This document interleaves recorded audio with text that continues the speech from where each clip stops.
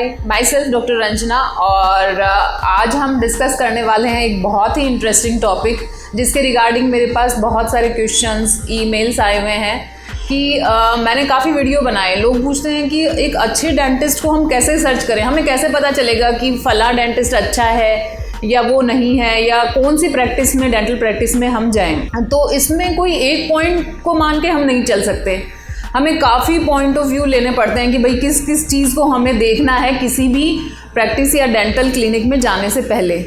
तो आज इस वीडियो में हम वही सब चीज़ें डिस्कस करने वाले हैं। तो इस वीडियो में आप लास्ट तक मेरे साथ बने रहें और सारा वीडियो देखने के बाद में अगर आपको अच्छा लगे तो प्लीज़ लाइक करें। पहला पॉइंट, हमारी फैमिली में बच्चे को, किसी पेरेंट को या हमारे पार्टनर को कोई भी डेंटल प्रॉब्लम होती है तो हम कैसे किस डेंटल क्लिनिक में जाएं, उसके लिए ये पहला ऑप्शन अपने पास आता है कि अपने को कोई रिलेटिव है या नेबर है अपना या कोई फैमिली मेम्बर है, वो सजेस्ट करता है कि आप फला फला क्लिनिक पे जाइए। ठीक है, चलो हमें एक ऑप्शन मिल गया इससे, बट हमें ये देखना है कि क्या हम उसी क्लिनिक पे चले जाएं। नहीं, हमें उसको क्रॉस चेक भी करना चाहिए। क्या पता एक जना जो उस डेंटल क्लिनिक से सेटिस्फाइड है, आप हो ना हो, या वहाँ पे वो सारी सुविधाएं नहीं हो जो आपकी डेंटल इशू या डेंटल प्रॉब्लम आ रही है उसके सल्यूशन के लिए चाहिए। तो हमें उनको क्रॉस चेक करना चाहिए ऑनलाइन।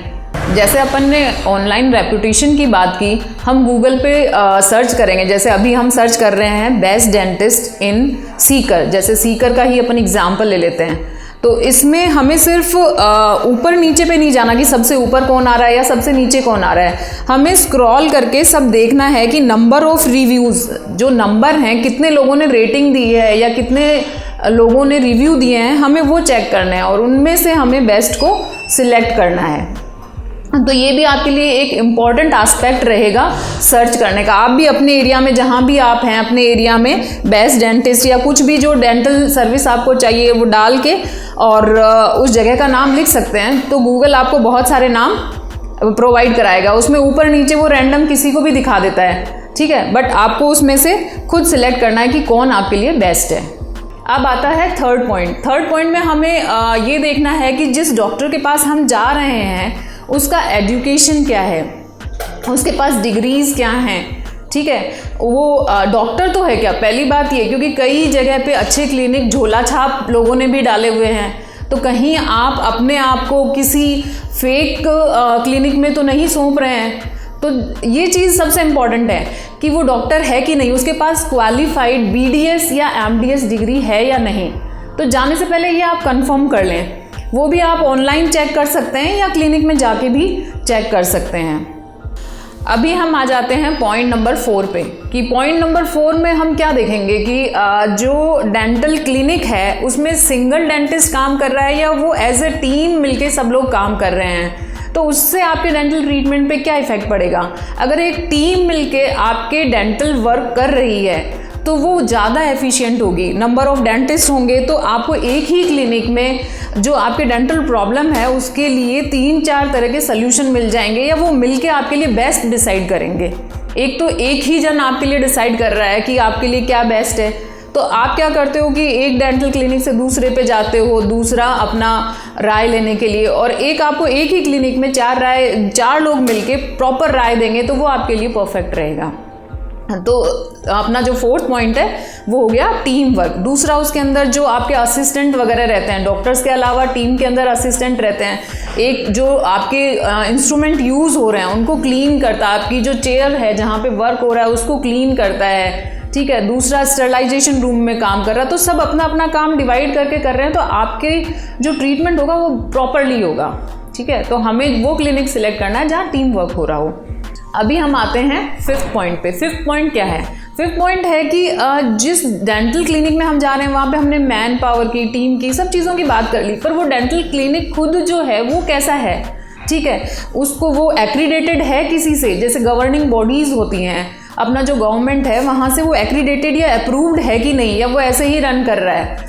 तो अपने इंडिया में जो प्रॉपर एक्रीडेशन माना जाता है, बेस्ट एक्रीडेशन माना जाता है, वो है NABH, नेशनल बोर्ड एक्रीडेशन। तो उसमें वो सारे मानक देखे जाते हैं कि वो आपकी केयर के लिए उपयुक्त है कि नहीं है, वहाँ पे जो इंस्ट्रूमेंट हैं वो प्रॉपर हैं कि नहीं है, डॉक्टर्स जो हैं वो प्रॉपर डिग्री के साथ हैं कि नहीं है। ठीक है, और जो स्टाफ है वो प्रॉपरली क्वालिफाइड है कि नहीं। तो अगर NABH एक्रेडिटेड क्लिनिक है तो आपको वही ऑप्ट करना रहता है, ठीक है, आपको दूसरे के बारे में सोचना भी नहीं है, क्योंकि वहाँ पे हर चीज़ की आपकी केयर की जा रही है और ये ऑलरेडी गवर्नमेंट के थ्रू इंस्पेक्ट हो चुका है।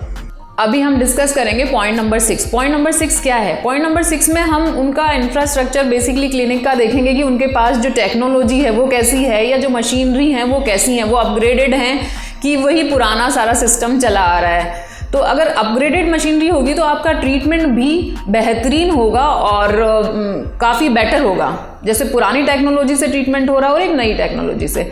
तो अभी हम जो नई टेक्नोलॉजी उनके बारे में डिस्कस करेंगे और आपको बताएंगे कि क्या क्या नई टेक्नोलॉजी हैं जो आप यूटिलाइज कर सकते हो या जिनके बारे में आप पता कर सकते हो क्लिनिक में जाने से पहले। अभी हम डिस्कस करने वाले हैं CAD/CAM टेक्नोलॉजी, ठीक है, जो कि एक लेटेस्ट टेक्नोलॉजी है जो आपको सिंगल विजिट डेंटिस्ट्री, जिसके बारे में हम आगे भी डिस्कस करने वाले हैं, सिंगल विजिट डेंटिस्ट्री या सिंगल विजिट क्राउन या स्माइल डिज़ाइनिंग के बारे में अपग्रेड करेगी, ठीक है।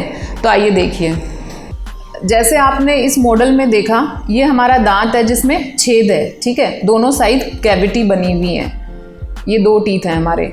तो इसमें CAD/CAM टेक्नोलॉजी हमारे कैसे काम आएगी? इसमें जो ये फीलिंग होती है जनरली मैनुअली करते हैं, ठीक है, बट इसके अंदर जो फीलिंग होगी वो पूरी कंप्यूटराइज्ड होगी। जैसे हमें स्क्रीन पे दिख रही है, ये किसी पेशेंट का हमने स्कैन किया हुआ है ओरल कैविटी को, इस स्कैनर के थ्रू, जैसे ये स्कैनर दिख रहा है, इससे हम ओरल कैविटी को, उसके दांत को स्कैन कर लेते हैं और ये इमेज इसके ऊपर बन जाती है, ठीक है। स्कैन करने के बाद में ये इमेज आई तो हम इसको डिज़ाइनिंग करते हैं, जैसे ये मॉडल है उसका, अभी इसको हम डिज़ाइन कर रहे हैं। तो इस तरह से हमारा जो ये नज़र आ रहा है, ये मशीन ने क्राउन जो है वो बना दिया है, ठीक है। इसमें हम देख सकते हैं कि जो हमारा बनने वाला टीथ है या जो क्राउन है, जो हमारी फीलिंग होने वाली है वो कैसी दिखेगी, ये हमें पहले से अंदाज़ा दे देता है कि हमारा जो टीथ का स्ट्रक्चर है फ्यूचर में ऐसा बनेगा, ठीक है। एक चीज़ और इसमें हम जो देख सकते हैं वो है कि जब अपन क्राउन या ये बनाते हैं तो वो आपस में टच होते हैं, तो ऊपर वाले जो के साथ इसका कांटेक्ट कैसे होने वाला है, अब ये हमारे ऊपर वाले जो से किस तरह से मिलेगा, ये चीज़ भी हम इसके अंदर देख सकते हैं। इसके अंदर कोई मॉडिफिकेशन करना है, अगर आपको पसंद नहीं आता है तो आप इसमें मॉडिफिकेशन भी कर सकते हैं। जैसे पर्टिकुलर टीथ पे जाना है, उसमें आपको चाहिए कि ये यहाँ से ऊंचा नीचा या जो भी इसकी शेप आपको समझ नहीं आ रही है, तो वो शेप भी हम डिसाइड कर सकते हैं बनने से पहले। और इसको बनाने में हमें सिर्फ और सिर्फ 1 घंटा लगता है। आपका क्राउन 1 घंटे के अंदर रेडी हो जाता है, आपको वेट नहीं करना पड़ता कि आज आपने नाप दिया, आपको कल आना है, परसों आना है, आपको कहीं जाना है, इमरजेंसी में क्राउन लगवाना है, ठीक है, तो आपको जो विजिट्स हैं, आप बार बार जो क्लिनिक के चक्कर काट रहे हो वो ख़त्म हो जाती है, ठीक है। तो ये है सबसे इम्पोर्टेंट एस्पेक्ट टेक्नोलॉजी का। अभी इसके अंदर जैसे हमने स्कैन किया, ये मशीन होती है, उसके अंदर हम स्कैन को ट्रांसफ़र कर देते हैं। तो ये इसी मशीन का सेकंड पार्ट है, इसको हम मिलिंग मशीन बोलते हैं। जैसे हमने डिज़ाइन अप्रूव कर ली, सब कुछ कंफर्म हो गया हमारा कि क्या बनना है, फिर हम इसको इसमें ट्रांसफ़र कर देते हैं और इसके अंदर मिल होके ये हमारा जो क्राउन है वो प्रिपेयर हो जाता है। फिर हम उसका ट्रायल करते हैं और इसके अंदर उसकी लास्ट जो उसकी सेंटरिंग जो है वो इस मशीन के थ्रू कर देते हैं और आपका जो क्राउन है 1 घंटे में बन के रेडी हो जाता है। आप जिस डेंटल क्लिनिक को विजिट कर रहे हैं, क्या वहाँ पे एडवांस्ड मशीन्स अवेलेबल हैं? क्योंकि आपके ट्रीटमेंट के दौरान अगर कोई भी प्रॉब्लम आती है तो हमें फुल माउथ एक्सरे चाहिए रहता है, जिसको हम OPG बोलते हैं, जिसमें हमें पूरे मुंह के एक्सरे की ज़रूरत पड़ती है। तो क्या कहीं ट्रीटमेंट के दौरान आपको बीच में तो नहीं भागना पड़ेगा? तो आप चेक कर लें कि जहाँ आप ट्रीटमेंट करा रहे हैं वहाँ पर OPG मशीन, इस तरह की मशीन होती है, वो अवेलेबल है कि नहीं, जिसमें आपके पूरे मुंह का इस तरह का एक्सरे विजिबल होता है। कई बार दांत निकालते टाइम रूट जो है वो साइनस में चली जाती है या फिर कोई भी एक्सीडेंटल प्रॉब्लम हो जाती है इलाज के दौरान, तो हमारे पास ये एक्सरे होता है तो हम उसको डायग्नोज करके उसी टाइम ट्रीट कर सकते हैं और हमें दूसरे सेंटर भागने की ज़रूरत नहीं पड़ती है।